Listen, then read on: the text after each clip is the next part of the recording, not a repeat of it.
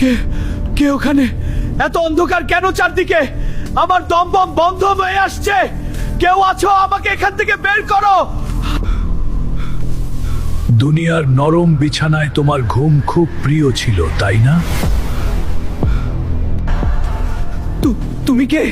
তোমার হাতে ওটা কি? ওই বিশাল পাহাড়ের মতো পাথর দিয়ে তুমি কি করবে? দোহাই লাগে, আমার কাছে এসো না। আমি আল্লাহর নির্দেশ পালনকারী। দুনিয়াতে যখন মজিয়াতান খায়রুম মিনান নাউম, তখন তুমি আরামের চাদর মুড়ি দিয়ে আল্লাহর ডাককে অবজ্ঞা করতে। না না না, আমাকে শুধু একবার দুনিয়াতে ফেরত পা।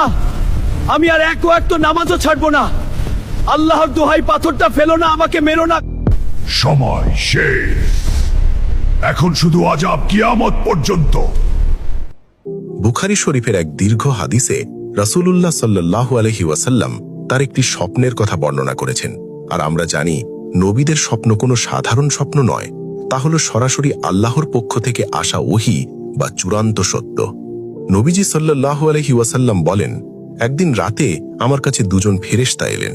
তারা আমাকে বললেন, চলুন। আমি তাদের সাথে এক অজানা জগতে চলতে শুরু করলাম। চলতে চলতে তারা এমন এক জায়গায় পৌঁছালেন যেখানে এক অভাবনীয় এবং হাড় হিম করা দৃশ্য নদীজির চোখের সামনে ভেসে উঠল। তিনি দেখলেন একজন মানুষ মাটিতে শুয়ে আছে, আর তার মাথার কাছে দাঁড়িয়ে আছে বিশাল দেহের অধিকারী এক ভয়ঙ্কর ফেরেশতা। সেই ফেরেশতার দুই হাতে ধরা আছে এক বিশাল এবং ভারী পাথর।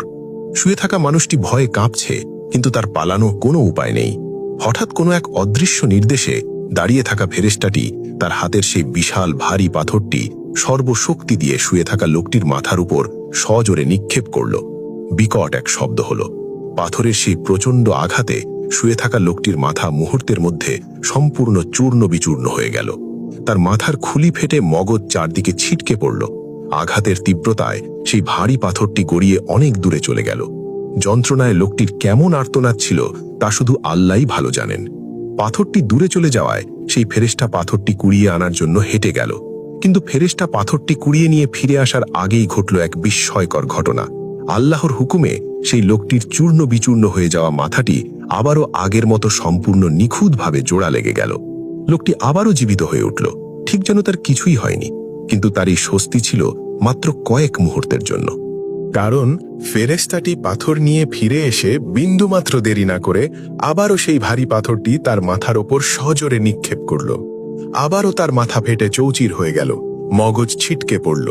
পাথর গড়িয়ে দূরে গেল, ফেরেশতা তা আনতে গেল, আর এর মধ্যেই মাথা আবার জোড়া লেগে গেল। রাসূলুল্লাহ সাল্লাল্লাহু আলাইহি ওয়াসাল্লাম